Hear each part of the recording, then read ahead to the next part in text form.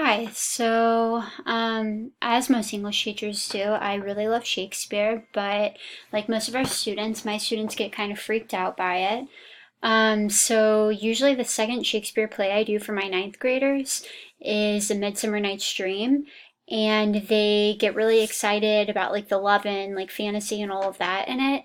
And they've always been interested in recreating the scenes. So I came up with this sort of production and presentation project that combines drama with digital literacy tools, and it allows students to work in groups, which they really love.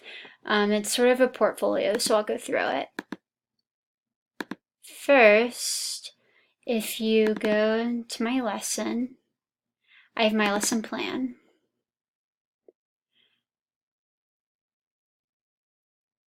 And it's got several parts, but that's because students are working in groups. For example, if they choose to recreate the scene with Hermia and Helena when they're fighting, which is one of my favorite parts, when they're fighting and then they both fall in the mud, then they'll only have two people in their group. But say they choose to add in the guys who are like kind of in the backdrop of that scene, then they might have four.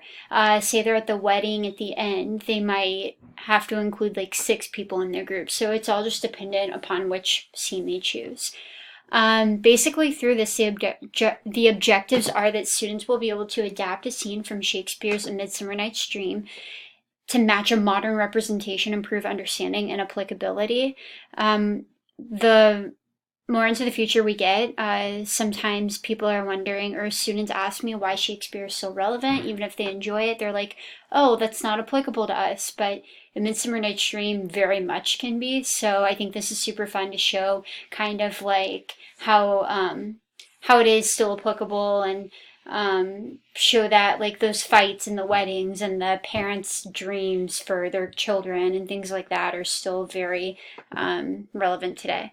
Students will be able to write in a script format using Shakespeare's Midsummer Night's Dream as a mentor text. So again, we learn in a lot of our teacher ed classes that mentor texts are really important. So if a kid doesn't know how to use or how to write like in script format, then they're able to sort of use Shakespeare as a mentor.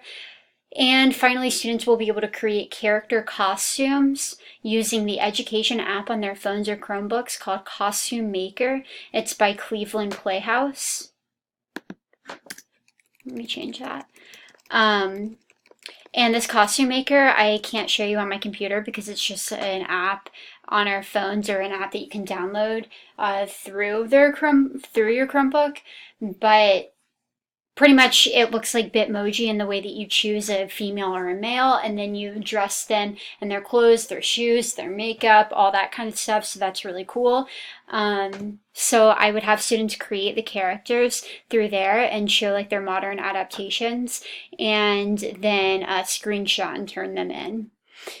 Okay, so before finishing A Midsummer Night's Dream, the teacher will give a brief lesson about proper script writing, audience etiquette, and staging prop choices. So we're not going to go over a summary of the play. We're actually just going to go over more of the skills of how to write a play, or how to act in a play, or what kind of stage directions are relevant, how to include things like characters are laughing, or the character turns around quickly, or just something like that that's super relevant in like retelling it through script format.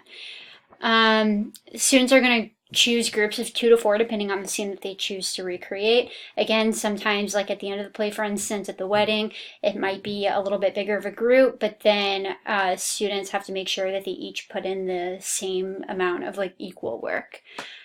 The teacher will share with the entire class the rubrics and the requirements for the written and spoken adaptation project, and I will show you those in a second. I have rubrics for both. Students will have a few days to work on the written portion, such as the proposal, which I'll also show you.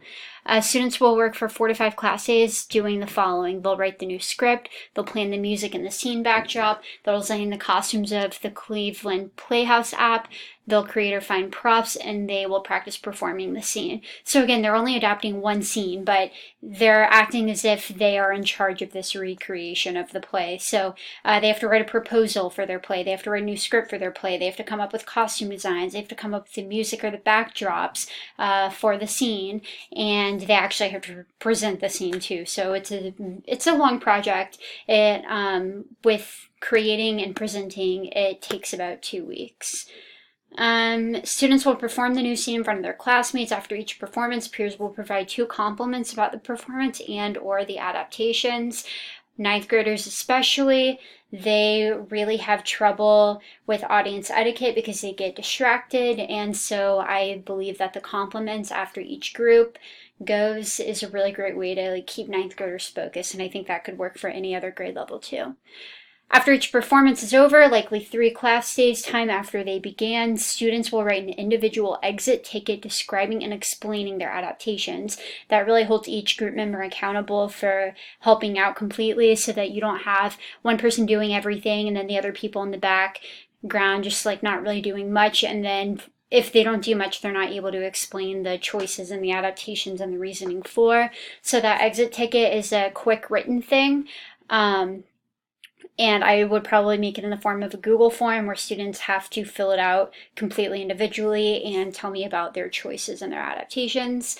So then the assessment is that students will earn a speaking and listening grade for participating in the performance, for demonstrating proper audience etiquette, and for verbally expressing at least 1 compliment to another group. And then again, since there's not really an assessment category for students to use digital tools to create the setting, music, and the online created costumes, these will all be a part of the performance grade, and I'll show you that rubric. The written assessment is that students will earn a group grade for the script writing and for the written portion that is turned in on the due date of the project, and students will earn an individual grade for the explanation of choices and adaptations. This exit ticket will need to be 1 paragraph in length. So right here I have 1 rubric.